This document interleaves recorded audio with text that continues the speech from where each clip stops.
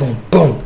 Entrepreneur sales. Hey, welcome back to the channel. If you're new to the channel, I just want you to know this video and this whole channel will, so to speak, not just the video itself, but the whole channel, right? It's dedicated to the study of sales, leadership, psychology, communication, and business. Every lesson is built from first principles because understanding why something works will always outperform memorizing what to say. Let's jump into today's lesson. Module 1. Okay, go ahead and write this down. Most salespeople do not understand discovery. Write that down. I don't understand discovery. And you don't, right? You probably think it means asking questions, and it does not. Like, I want you to understand, you can ask 20 questions, right, and still conduct terrible discovery. Discovery is the process of understanding the prospect's current reality deeply enough that you can identify what is actually preventing them from getting where they want to go. And that distinction matters, right? Salesperson gathers info, but the best of us gather meaning. Think of a doctor, right? They're not asking where it hurts. They're looking for evidence, right? They're trying to figure out, because they're curious, they're not asking why. They're literally trying to figure out what's going on with you, how long it's been happening, and then it's called a discovery process, right?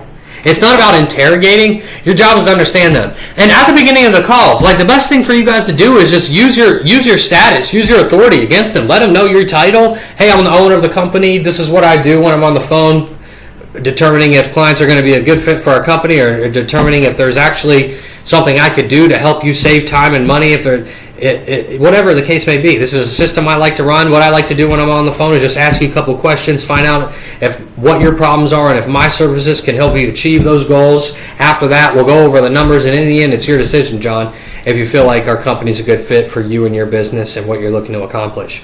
Boom, then you get them in there. So tell me, how long has your business been running for, right? So you have to understand, discovery, module 2, write down discovery should create clarity. A prospect will often come into a sales conversation knowing what they want, right?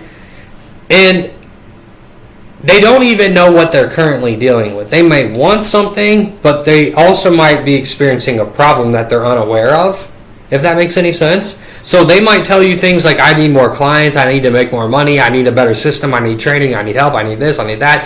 Those statements are not discovery. Those are headlines, right? Your job is to get underneath the darn headline. If somebody tells me I need more clients, I'm thinking, why? For what? How many clients do you currently have? How many do you need? What are those clients worth? How are you currently acquiring them? What's preventing you from acquiring more? What have you already tried? How long has this been a problem? What does the problem cost you? And now we're getting somewhere. Discovery takes an ambiguous problem and makes it specific. And specific problems are easier to solve. Let's go down to module 3. Start with their current reality. Guys, before you talk about where someone wants to go, understand where they are. Okay? You need a baseline.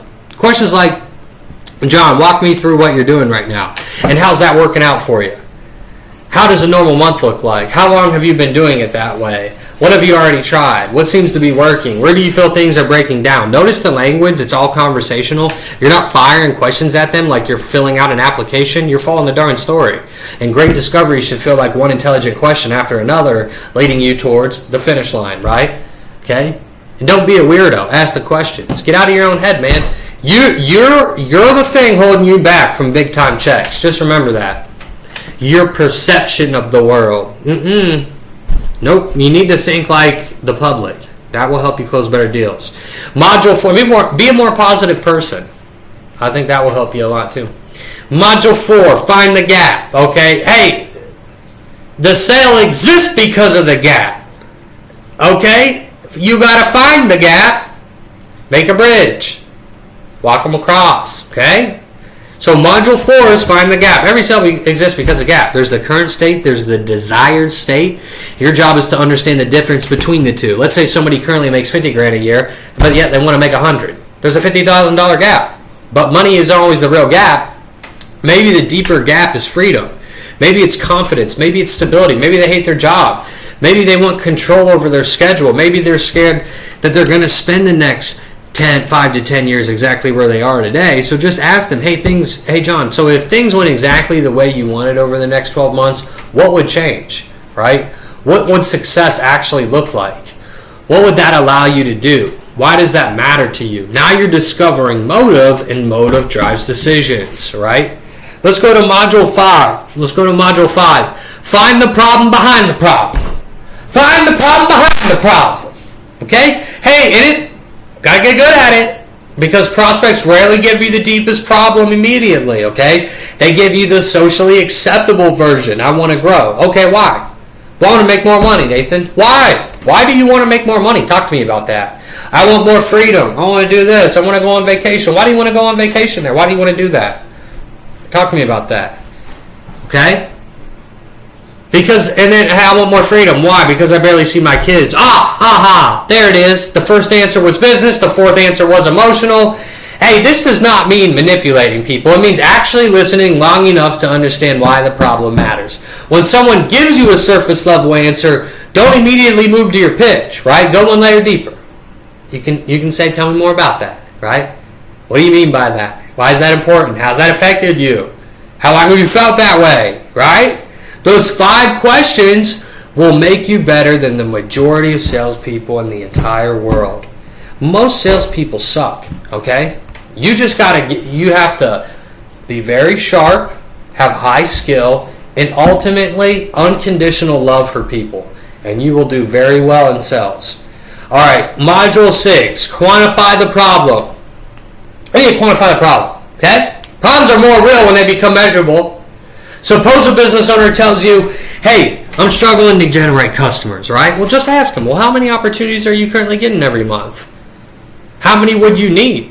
What is an average customer worth? How much business do you think you're currently leaving on the table?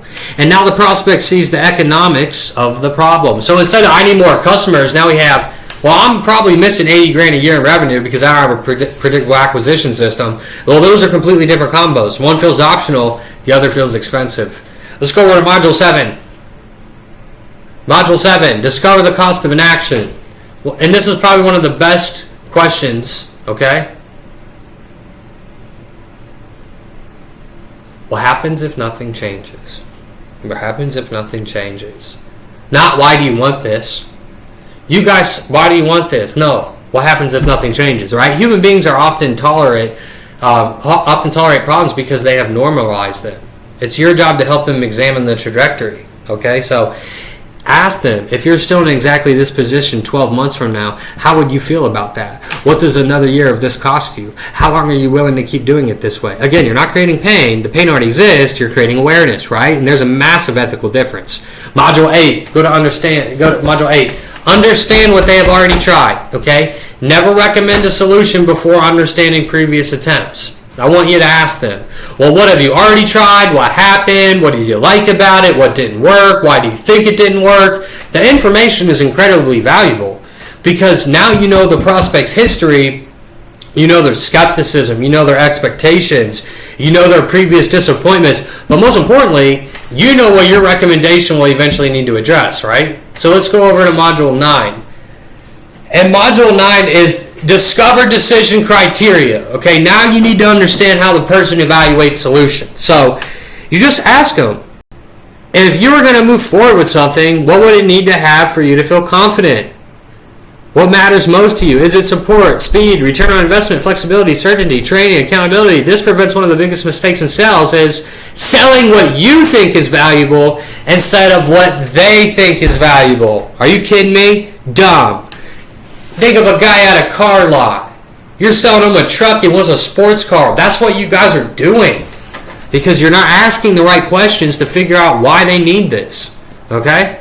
So let's go over to Module 10. Summarize before you prescribe. And this is one of the best things you can do. Okay? Before you present anything, just summarize their situation back to them. My nose is so itchy. I need to put lotion on it or something. But look, that is true. And here's why, because what happens is they become in a position where they feel like, number one, that they're being taken care of, heard and understood, right? And that's one of the best things you can do, but also a ton of other reasons. So you just say, hey, if I'm understanding you correctly, then explain where they are, where they want to go, what's stopping them, what they've already tried, why the problems matter, and what they need from a solution. And then ask, so did I get that right?